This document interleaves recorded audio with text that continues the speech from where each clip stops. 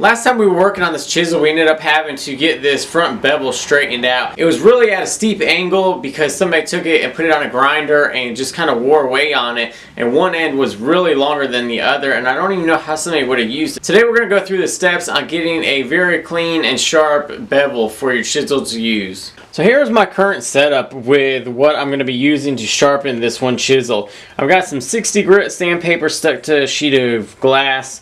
This right here is about 300 grit.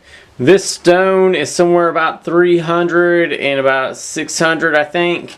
It's one of those Japanese stones, and I've got this oil stone that is roughly at about 900 to 1,000. And this stone right here is just over 1,000 grits. I've got it set up so I work progressively this way, and I've got a little jig right here to achieve the correct bevel. So the first thing I'm going to be doing is getting the back of this completely flat and right in here, because it's very important for when you are chopping edges and things like that. If you have a curve one way or the other, it'll either go and pop out of where you're going, or it'll dig in and it won't cut a straight line if you don't have that flat back. To achieve the flat back, I'm just going to go ahead and start with the 60 grit sandpaper and working it that way.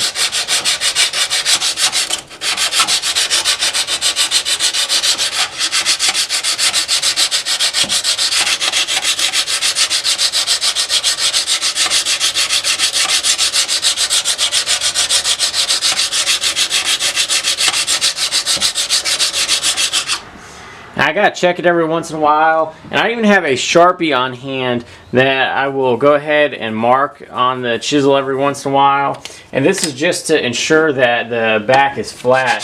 Once it's all gone, you can go ahead and stop. So you can see it's starting to get wore away.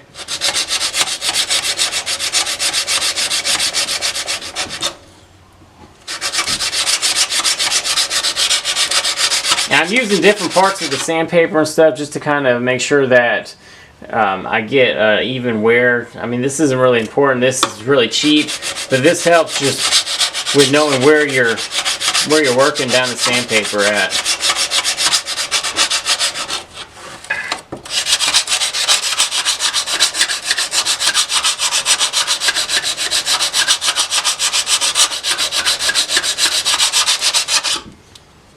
So I still got more to do, especially up here near the top, and this is very important up here because if that's really curved, you will just go all over the place. All the marker is gone right now. So what I'm going to do is just take it, just draw a line just like that. We'll go over it a couple times just to ensure that it's all flat. So I mean, that was like 5 or 6 different passes. And right now it's completely gone. So the back part is completely flat right in here, and that's what we are trying to achieve. So now we'll go ahead and flip it over and we'll start using our jig. And when we set this up, you gotta do the bevel down, slide it in, and these get, the regular chisels get put at 25 degrees for when you are sharpening them. And there's a different bevel for the mortising chisels compared to regular bench chisels. So you gotta pay attention to how you're sharpening them. I went ahead and marked on my blade just because we did a rough sharpening before, and it might not be set still because we've got the back flattened now. So we're going to go ahead and work on that real quick.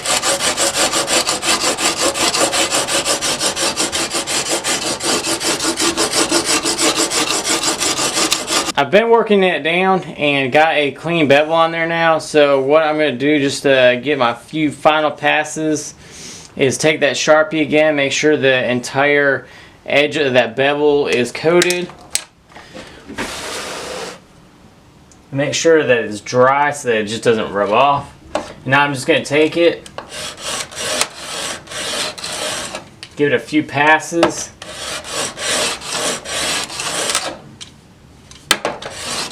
So now my marker is completely wore off, and I've got a little bit of a burr on the back of this. So this is where I'm going to go and start going on to my next stones. I give it a very slight tilt and rub that little burr off. I moved up to a higher grit stone right now, and I'm just going to be doing the exact same thing I did on the sandpaper. And now that I've got a good bevel, this shouldn't take very long to move up through these steps.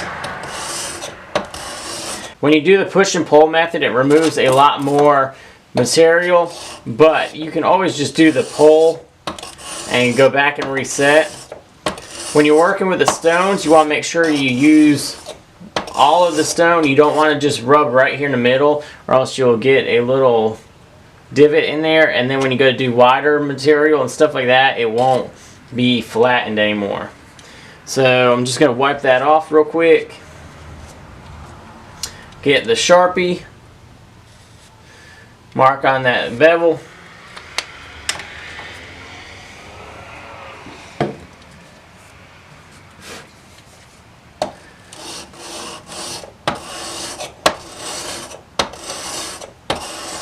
Take a few passes. So now that is looking really good. While you're doing this, every time you move a step up from your different grits, you want to make sure that you're actually getting rid of what was left from the previous stone. So I've still got a little bit of scrape marks. So before I even try to do the Sharpie, I'll go ahead and make sure that my scrape marks are no longer there.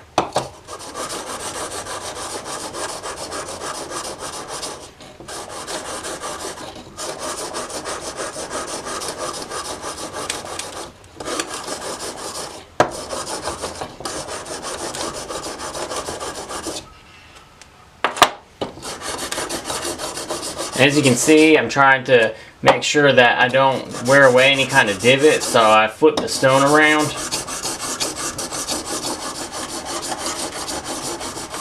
And when working with these stones, I always try to make sure that I keep a top and a bottom.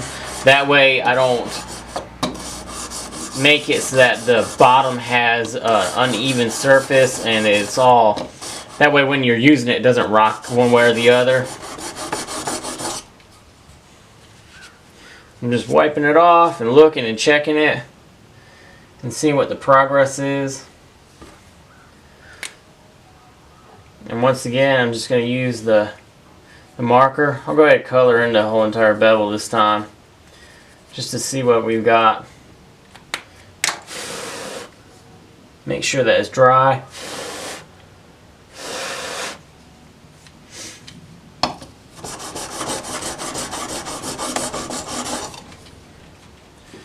So just in a few passes, that marker's all gone. Now I'm moving on to my final stone.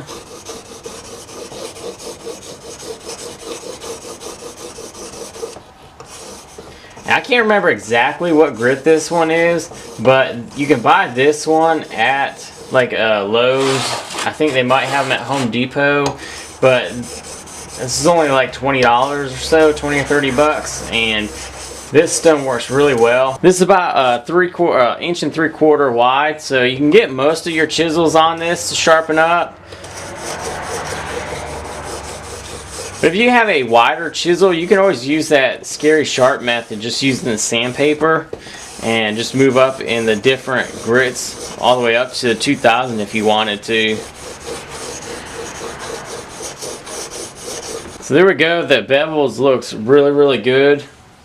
Really smooth. So right now I'm going to make my mark on it, just to double check and make sure that I'm getting completely flat edge.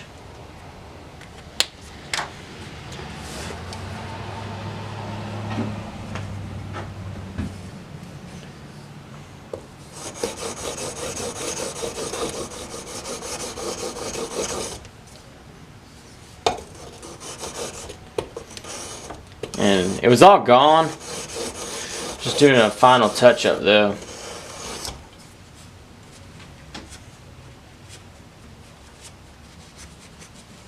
Make sure it's all nice and clean.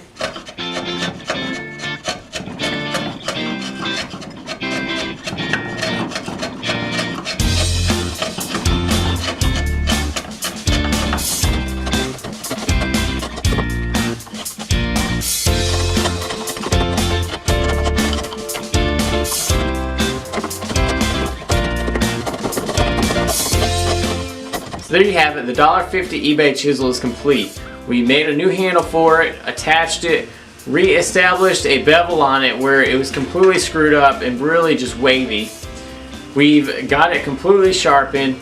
It's cutting through the red oak on the long grain, and it's even cutting through this mahogany on the end grain with ease. This was a really easy process to do. It just takes a little bit of time with turning the handle, attaching, letting the epoxy set, and then redoing the bevel on it. But these little gems can be found all over eBay for next to nothing if you need to find one. So now I can put this up in my tool chest on the wall and use it on my next project. So thanks for joining me and watching all 3 parts. If you haven't seen the other 2, there is the handle and then how to reestablish a bevel. Leave comments down below, and if you guys are new, hit that subscribe button. Go ahead and share this all around on social media, Facebook, Twitter, anything like that. I really appreciate it, and I'll see you guys in the next video.